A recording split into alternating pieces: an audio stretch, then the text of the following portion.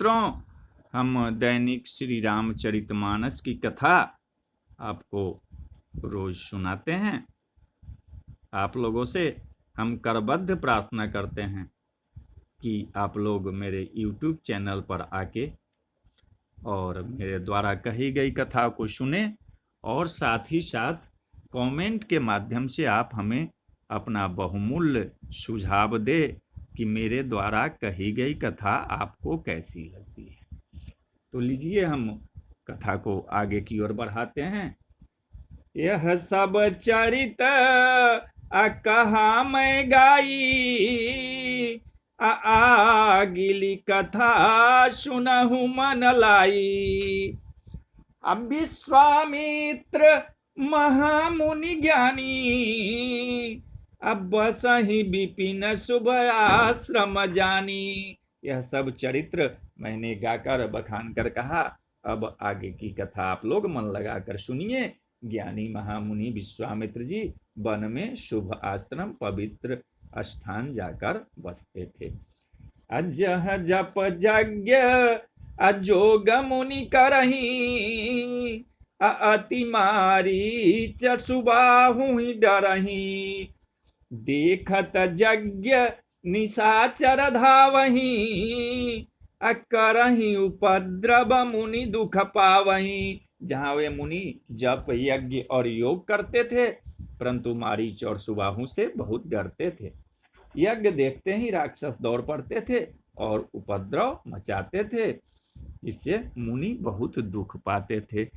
अगाधि तनय अरे मन चिंता व्यापी, हरि बिनु मरहि न निशिचर पापी।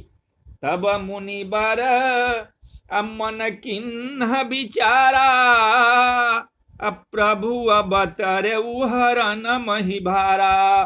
गाधी के पुत्र विश्वामित्र जी के मन में चिंता छा गई कि ये पापी राक्षस भगवान के मारे बिना न मरेंगे। तब श्रेष्ठ मुनि ने मन में विचार किया कि प्रभु ने पृथ्वी का भार हरने के लिए अवतार लिया है।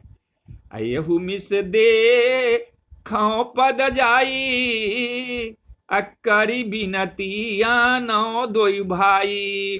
अज्ञान विराग सकल गुनैना, असो प्रभु मैं देखब भरी नैना। इसी बहाने जाकर मैं उनके चरणों का दर्शन करूं और विनती करके दोनों भाइयों को ले आऊं, जो ज्ञान वैराग्य और सब गुणों के धाम है। उन प्रभु को मैं नेत्र भर के देखूंगा। बहुविधि करत मनोरथ, जात लागी नहीं बार। करी मज्जन सरऊ जला गए भूप दरबार। बहुत प्रकार से मनोरथ करते हुए जाने में देर नहीं लगी। सरजू जी में जल में स्नान करके वे राजा के दरवाजे पर पहुंचे। मुनिया गमन सुना जब राजा, मिलन गयउल विप्र समाजा। करी दंडवत मुनि ही सनमानी, निज आसन बैठार नियानी। राजा ने जब मुनि का आना सुना, तब वे ब्राह्मणों के समाज को साथ लेकर मिलने गए और दंडवत करके मुनि का सम्मान करते हुए उन्हें लाकर अपने आसन पर बैठाया। चरण पखारी किन्ही अति पूजा, अमो समयाजु धन्य नहीं दूजा। विविध भांति भोजन करवावा, मुनि बर हृदय हरस अति पावा। चरणों को धोकर बहुत पूजा की और कहा कि मेरे समान धन्य आज दूसरा कोई नहीं है। फिर अनेक प्रकार के भोजन करवाए, जिससे श्रेष्ठ मुनि ने अपने हृदय में बहुत ही हर्ष प्राप्त किया। पुनि चरणनी मिले सुतचारी, राम देखी मुनि देह बिसारी। भय मगन देखत मुख शोभा, जनु चकोर पूरन ससिलोभा। फिर राजा ने चारों पुत्रों को मुनि के चरणों पर डाल दिया, उनसे प्रणाम कराया। श्री रामचंद्र जी को देखकर मुनि अपने देह की सुधि भूल गए। वे श्री राम जी के मुख की शोभा देखते ही ऐसे मग्न हो गए मानो चकोर पूर्ण चंद्रमा को देखकर लुभा गया। तब मन हरसी अब बचन कहराऊ, अब मुनि यस कृपान किन्हीं काऊ, के ही कारण आगमन तुम्हारा, कहूँ सो करत न लाभ उबारा। तब राजा ने मन में हर्षित होकर ये वचन कहे कि हे मुनि, इस प्रकार कृपा तो आपने कभी नहीं की, आज किस कारण से आपका शुभागमन हुआ, कहिए, मैं उसे पूरा करने में देर नहीं लगाऊंगा। असुर समूह असता वही मोही, मैं जाचन आयऊ निपतोही, अनुज समेत देहु रघुनाथा, निश्चर बधमय हो बसना था। मुनि ने कहा कि हे राजन, राक्षसों के समूह मुझे बहुत सताते हैं, इसलिए मैं तुमसे कुछ मांगने आया हूं। छोटे भाई सहित श्री रघुनाथ जी को मुझे दो, राक्षसों के मारे जाने पर मैं सनात हो जाऊंगा, माने सुरक्षित हो जाऊंगा। देहु भूप मन हर्षिता, तजहु मोह अज्ञान, अधर्म सुजस प्रभु तुम कहो, इन कहती कल्याण। हे राजन, प्रसन्न मन से इनको दो, मोह और अज्ञान को छोड़ो। हे स्वामी, इससे तुमको धर्म और सुयश की प्राप्ति होगी और इनका भी परम कल्याण होगा। सुनी राजा अति अप्रिय बानी, हृदय कंप मुख दूती कुमुलानी, चौथे पन पायऊ सुतचारी, अभी प्रवचन नहीं कहे बिचारी। इस अत्यंत अप्रिय वाणी को सुनकर राजा का हृदय कांप उठा और उनके मुख की कांति फीकी पड़ गई। उन्होंने कहा कि हे ब्राह्मण, मैंने चौथे पन में 4 पुत्र पाए, आपने विचार कर बात नहीं कही। मांगहु भूमि अधेनु धन कोसा, अश्रवस देव आजू सहरोसा, देह प्राण ते प्रिय कछु नाही, असो मुनि देव निमिष एक माही। हे मुनि, आप पृथ्वी गौ धन और खजाना मांग लीजिए, मैं आज बड़े हर्ष के साथ अपना सर्वस्व दे दूंगा। देह और प्राण से अधिक प्यारा कुछ भी नहीं होता, मैं उसे भी एक पल में दे दूंगा। सब सुत मोहि अरे प्राण की नाई, राम देत नहीं बनय गोसाई, कहनी से चर अति घोर कठोरा, कह सुंदर सुत परम किशोरा। सभी पुत्र मुझे तो प्राणों के समान प्यारे हैं, उनमें भी हे प्रभु, राम को तो किसी प्रकार भी देते नहीं बनता। कहाँ अत्यंत डरावने और क्रूर राक्षस, और कहाँ परम किशोर अवस्था के बिल्कुल सुकुमार मेरे सुंदर पुत्र।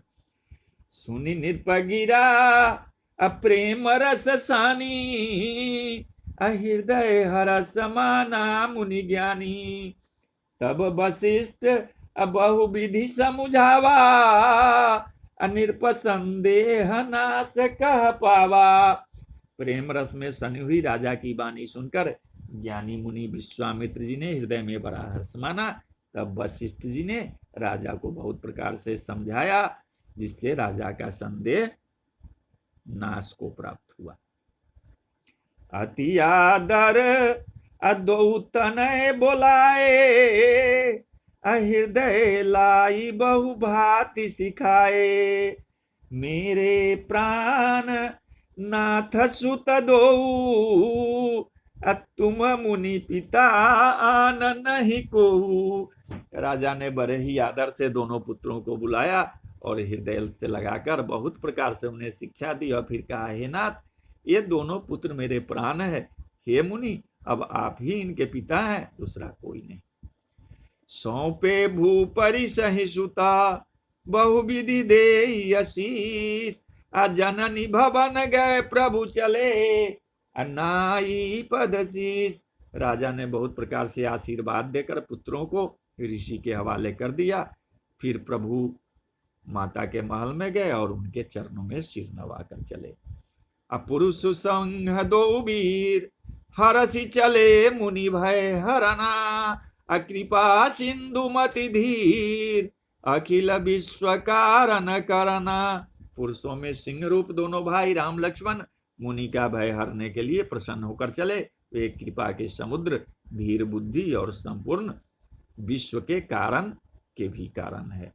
अरुण नयन और बाहु विशाला, अनील जलज तनु श्याम तमाला, कटिपत पीत कसे बर भाथा, अरुचिर चाप सायक दुहुआ था। भगवान के नेत्र जो हैं वो लाल हैं, चौड़ी छाती और विशाल भुजाएं हैं, नील कमर और तमाल के वृक्ष की तरह श्याम शरीर है, कमर में पीतांबर पहने और सुंदर तरकस कसे हुए हैं, दोनों हाथों में सुंदर धनुष और बाण है। अश्याम गौर असुंदर दो भाई,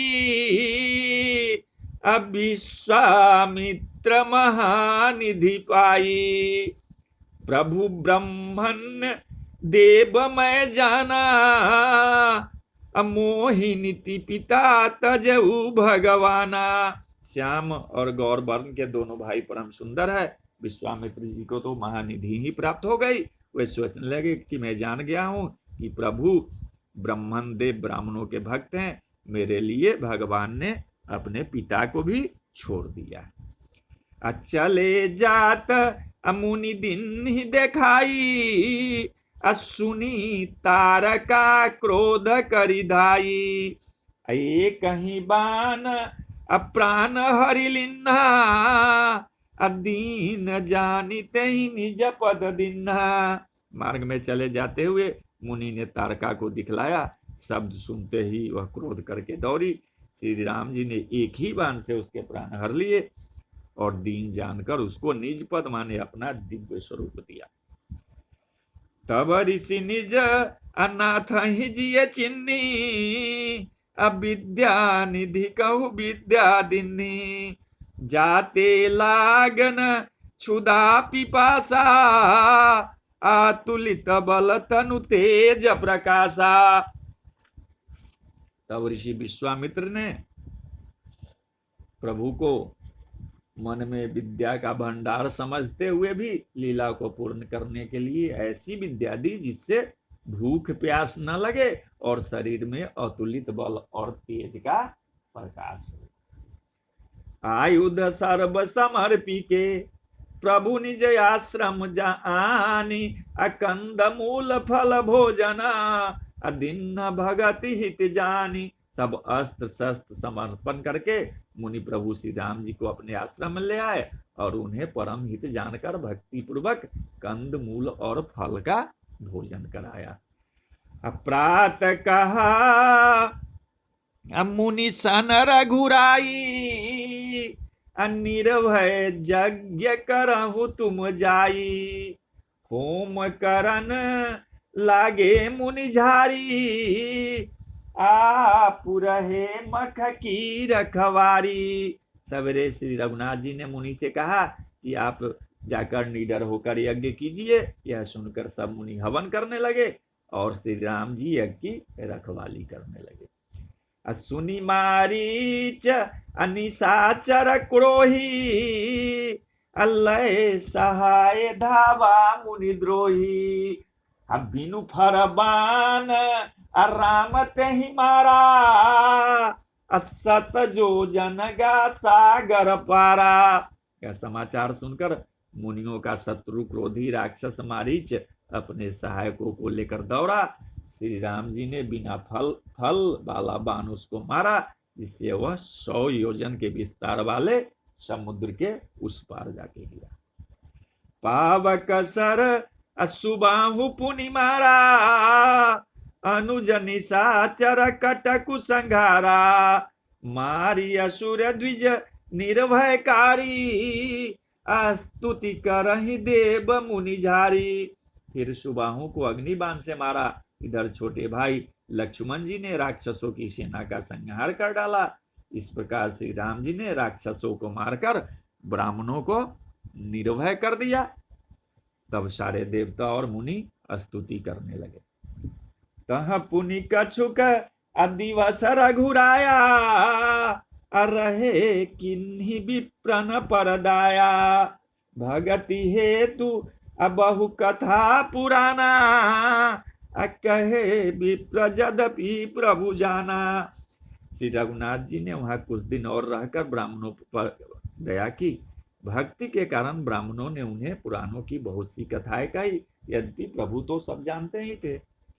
तब मुनि सादर कहा बुझाई, अचरित एक प्रभु देखिए जाई, धनुष्य यज्ञ सुनि रघुकुल नाथा, हरसि चले मुनिवर के साथा।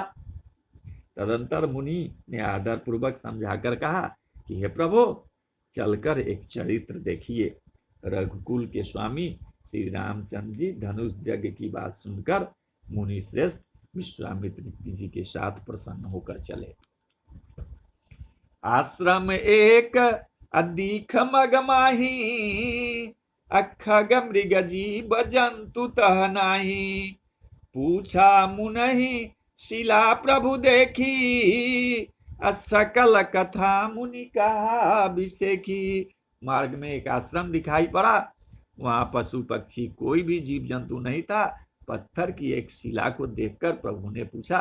तब मुनि ने विस्तार पूर्वक सब कथा कही कि गौतम नारी श्राप बस उपल देह धरि धीर, चरण कमल रज चाहती, कृपा करहु रघुवीर।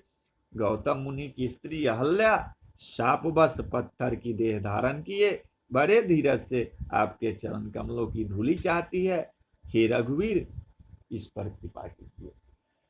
पर सत पद पावन शोक न सावन, प्रगट भई तप पुंज सही, देखत रघुनायक जन सुखदायक, सनमुख होई कर जोरी रही, अति प्रेम अधीरा पुलक शरीरा, मुख नहीं आबई बचन कही, अतिशय बर भागी चरण न लागी, जुगल नयन जलधार बही। श्री राम जी के पवित्र और शोक को नाश करने वाले चरणों का स्पर्श पाते ही सचमुच वह तपु मूर्ति अहल्या प्रकट हो गई। भक्तों को सुख देने वाली श्री रघुनाथ जी को देखकर वह हाथ जोड़कर सामने खड़ी रह गई। अत्यंत प्रेम के कारण वह अधीर हो गई। उसका शरीर पुलकित हो उठा। मुख से वचन कहने में नहीं आते थे। वह अत्यंत बड़भाग्नि अहल्या प्रभु के चरणों से लिपट गई और उनके दोनों नेत्रों से जल, प्रेम और आनंद के आंसुओं की धारा बहने लगी। अधीर जुमन किन्हा प्रभु कह चिन्हा, रघुपति कृपा भगति पाई, अति निर्मल वाणी स्तुति ठानी, ज्ञान गम्य जय रघुराई। मैं नारी पावन प्रभु जग पावन, रावण विपुजन सुखदाई, राजीव बिलोचन भव भय मोच, पाही पाही शरण आई। फिर उसने मन में धीरज धरकर प्रभु को पहचाना और श्री रघुनाथ जी की कृपा से भक्ति प्राप्त की। तब अत्यंत निर्मल वाणी से उसने इस प्रकार स्तुति आरंभ की कि हे ज्ञान से जानने योग्य श्री रघुनाथ जी, आपकी जय हो। मैं सहज ही अपवित्र स्त्री हूँ और हे प्रभु, आप जगत को पवित्र करने वाले, भक्तों को सुख देने वाले और रावण के शत्रु हैं। हे कमल नयन, हे संसार के जन्म मृत्यु के भय से छुड़ाने वाले, मैं आपकी शरण आई हूँ। मेरी रक्षा कीजिए, मेरी रक्षा कीजिए। मुनि श्राप जो दिन अति भल किन्ना परम अनुग्रह मैं माना, देखे भरी लोचन हरि भव मोचन, यह लाभ शंकर जाना। विनती प्रभु मोरी मैं मति भोरी, नाथ न मांगऊ बर आना, पद कमल परागा रस अनुरागा, मम मन मधुप करे पाना।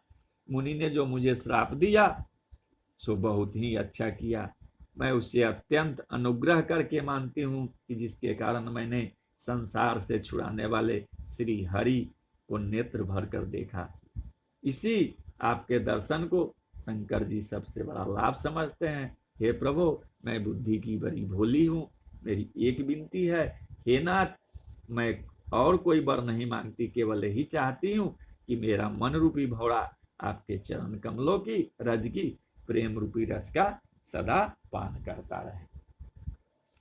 अजय पद सुर सरिता परम पुनीता, प्रकट भई शिव शीस धरी, सोई पद पंकज जहि पूजत अज, मम सिर धर कृपालु हरि। यही भांति सिधारी गौतम नारी, बार बार हरि चरण परी, जो अति मन भावा सो बरु पावा, गए पति लोक आनंद भरी।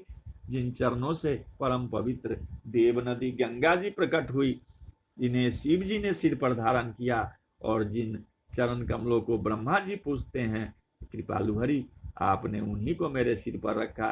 इस प्रकार स्तुति करती बार बार भगवान के चरणों में गिरकर जो मन को बहुत ही अच्छा लगा, उस वर को पाकर गौतम की स्त्री अहल्या आनंद में भरी हुई पति लोक को चली गई।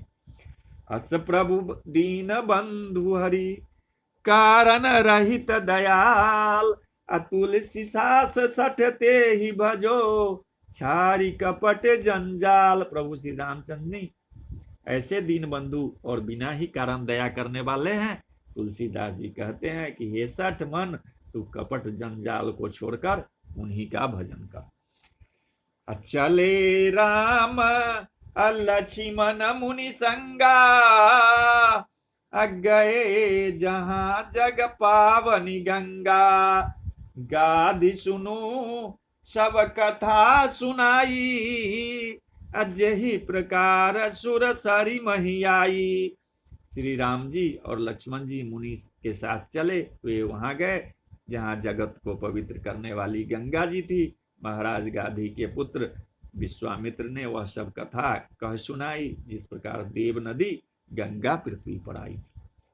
तब प्रभु ऋषि न समेत नहाए, विविध दान मही देव निपाए, हरसि चले मुनि वृंद सहाया, अबेगी विदेह नगर नियराया। तब प्रभु ने ऋषियों सहित स्नान किया, ब्राह्मणों ने भांति भांति के दान पाए, फिर मुनि वृंद के साथ वे प्रसन्न होकर चले और शीघ्र ही जनकपुर के निकट पहुंच गए। पुर रम्यता राम जब देखी, हर से अनुज समेत अभिषेखी, बापी कूप सरित सरनाना, असलिल सुधा सम मनीषो पाना। श्री राम जी ने जब जनकपुर की शोभा देखी, तब वे छोटे भाई लक्ष्मण सहित अत्यंत हर्षित हुए। वहां अनेक बावलिया, कुएं, नदी और तालाब हैं, जिनमें अमृत के समान जल है और मणियों की सीढ़ियां बनी हुई है। गुंजत मंजू अमत्त रस भृंगा, अकूजत कल बहु बरन विहंगा, बरन बरन विकसे बन जाता, अत्रिविध समीर सदा सुखदाता। मकरंद रस से मतवाले होकर भौरे सुंदर गुंजार कर रहे हैं, रंग बिरंगे बहुत से पक्षी मधुर शब्द कर रहे हैं, रंग रंग के कमल खिले हैं, सदा सब ऋतुओं में सुख देने वाला शीतल मंद सुगंध पवन बह रहा है। सुमन बाटिका बागबन, विपुल विहंग निवास, फूलत फलत सुपल्लवत, सोहत पुर चहुपास। पुष्प वाटिका, बाग और वन, जिनमें बहुत से पक्षियों का निवास है, फूलते फलते और सुंदर पत्तों से लदे हुए नगर के चारों ओर सुशोभित हैं। अब बनई न बरनत नगर निकाई, जहाँ जाई मन तहई लो भाई। चारु बजारु विचित्र अबारी, मणिमय विधि जनु स्वकर सवारी। नगर की सुंदरता का वर्णन करते नहीं बनता, मन जहाँ जाता है वहीं लुभा जाता है, रम जाता है। सुंदर बाजार है, मणियों से बने हुए विचित्र छज्जे हैं, मानो ब्रह्मा ने उन्हें अपने हाथों से बनाया है। अधनिक बनिक अबर धन दसमाना, बैठे सकल वस्तु लय नाना। चौहट सुंदर गली सुहाई, असंतत रहि सुगंध सिंचाई। कुबेर के समान श्रेष्ठ धनी व्यापारी सब प्रकार की अनेक वस्तु लेकर दुकानों पर बैठे हैं। सुंदर चौराहे और सुहावनी गलियां सदा सुगंध से सींची रहती है। मंगलमय मंदिर सब केरे, अचित्रित जनुरति नाथ चितेरे। पुर नर नारी सुभग सुचि संता, अधर्मशील ज्ञानी गुणवंता। सबके घर मंगलमय है और उन पर चित्र कढ़े हुए हैं। चित्रकार ने अंकित किया है नगर के सभी स्त्री पुरुष सुंदर पवित्र साधु स्वभाव वाले धर्मात्मा ज्ञानी और गुणवान हैं। अति अनूप अजह जनक निवासु, अबिथ कहीं विबुध बिलो की बिलासु। होत चकित चित अकोट बिलो की, सकल भुवन शोभा जनुरो की। वहां जनक जी का अत्यंत अनुपम सुंदर निवास स्थान महल है। वहां के विलास को देखकर देवता भी स्तंभित हो जाते हैं, मनुष्यों की तो बात ही क्या है। राजमहल के परकोटों को देखकर चित चकित हो जाता है। ऐसा मालूम होता है मानो उसने समस्त लोगों की शोभा को घेर रखा है। धबल धाम मणिपुर टपट, सुघटित नाना भांति। असिय निवास सुंदर सदन, शोभा किमि कही जाति। उज्जवल महलों में अनेक प्रकार के सुंदर रीति से बने हुए मणि जटित सोने की जरी के पर्दे लगे हुए हैं। सीता जी के रहने के सुंदर महल की शोभा का वर्णन किया ही कैसे जा सकता है। सुभग द्वार सब कुलिस कपाटा, भूप भीर नट मागध भाटा। बनी विशाल बाजी गजशाला, है गए रथ संकुल सब काला। राजमहल के सब दरवाजे फाटक सुंदर हैं, जिनमें वज्र के किवाड़ लगे हैं। वहां मातहत राजाओं, नटों, मागधों और भाटों की भीड़ लगी रहती है। घोड़े और हाथियों के लिए बहुत बड़ी बड़ी घुड़सालें हैं और गजशालाएं बनी हुई है, जो सब समय घोड़े, हाथी और रथों से भरी रहती है। असुर सचिव असेनप बहु तेरे, नृप गृह सरिस सदन सब केरे। पुरबाहेर सरित समीपा, उतरे जहाँ तह विपुल महीपा। बहुत से सूरवीर मंत्री और सेनापति हैं और उन सब के घर भी राजमहल सरीखे ही है। नगर के बाहर तालाब और नदी के निकट जहां तहां बहुत से राजा लोग डेरा डाले हुए हैं। देखी अनूप एक अवराई, सब सुपास सब भांति सुहाई। कौशिक कहेऊ मोर मनुमाना, यहाँ रहिए रघुवीर सुजाना। आमों का एक अनुपम बाग देखकर जहाँ सब प्रकार के सुभीते थे और जो सब तरह से सुहावना था, विश्वामित्र जी ने कहा कि हे सुजान रघुवीर, मेरा मन कहता है कि यही रहा जाए। भले ही नाथ कही कृपा निकेता, उतरे तह मुनि बिंद समेता। विश्वामित्र महामुनि आए, असमाचार मिथिला पति पाए। कृपा के धाम श्री रामचंद्र जी बहुत अच्छा स्वामीन कहकर वही मुनियों के समूह के साथ ठहर गए। मिथिलापति जनक जी ने जब यह समाचार पाया कि महामुनि विश्वामित्र आए हैं, तसंग सचिव शुचि भूरि भट भूसुर बर गुर ज्ञाति अचले मिलन मुनि नायक ही मुदित राउ यही भांति। तब उन्होंने पवित्र हृदय के ईमानदार स्वामी भक्त मंत्री बहुत से योद्धा श्रेष्ठ ब्राह्मण गुरु शतानंद जी और अपनी जाति के श्रेष्ठ लोगों को साथ लिया और इस प्रकार प्रसन्नता के साथ राजा मुनियों के साथ विश्वामित्र जी से मिलने को चले। किन्ह प्रणाम चरण धरि माथा अदिन्हि असीस मुदित मुनिनाथा विप्रवृंद शव सादर वंदे अजानी भाग्य बर राउ आनंदे। राजा ने मुनि के चरणों पर मस्तक रखकर प्रणाम किया। मुनियों के स्वामी विश्वामित्र जी ने प्रसन्न होकर आशीर्वाद दिया। फिर सारी ब्राह्मण मंडली को आदर सहित प्रणाम किया और अपना बड़ा भाग्य जानकर राजा आनंदित हुए। अकुशल प्रसन्न कही बारही बारा विश्वामित्र निर्पही बैठारा तेही अवसर आए दो भाई गए रहे देखन फुलवाई। बार बार कुशल प्रश्न करके विश्वामित्र जी ने राजा को बैठाया। उसी समय दोनों भाई आ पहुंचे जो फुलवारी देखने गए थे। श्याम गौर मृदु बयस किशोरा आलोचन सुखद विश्वचित चोरा उठे सकल जब रघुपति आए विश्वामित्र निकट बैठाए। सुकुमार किशोर अवस्था वाले श्याम और गौर वर्ण के दोनों कुमार नेत्रों को सुख देने वाले और सारे विश्व के चित्त को चुराने वाले हैं। जब रघुनाथ जी आए तब सभी उनके रूप एवं तेज से प्रभावित होकर उठकर खड़े हो गए। विश्वामित्र जी ने उनको अपने पास बैठा लिया।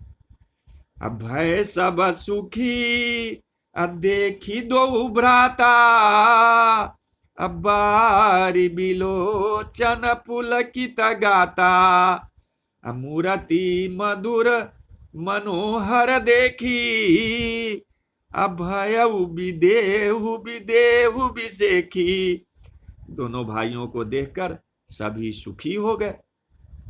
सभी के नेत्रों में जल भर आया। आनंद और प्रेम के आंसू मर पड़े और शरीर रोमांचित हो उठे।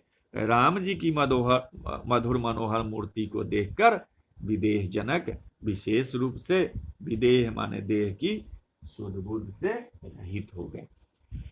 प्रेम मगन जनुना जानी निरपु करी विवेकु धरि धीर बोले मुनि पदनाई सिरु गद गद गिरा गवीर। मन को प्रेम में मगन जान राजा जनक ने विवेक का आश्रय लेकर धीरज धारण किया और मुनि के चरणों में सिर नवाकर गदगद प्रेम भरी गंभीर वाणी से कहा, जय सिया राम, जय जय हनुमान। अरे जय सिया राम, जय जय हनुमान। जय सिया राम, जय जय हनुमान। जय सिया राम, जय जय हनुमान। जय सिया राम, जय जय हनुमान। सियावर रामचंद्र की जय। अयोध्या राम लला की जय। पवन सुत हनुमान की जय। बोलो भाई सब संतन की जय। हर हर महादेव। जय शिव शंभो। हर हर महादेव।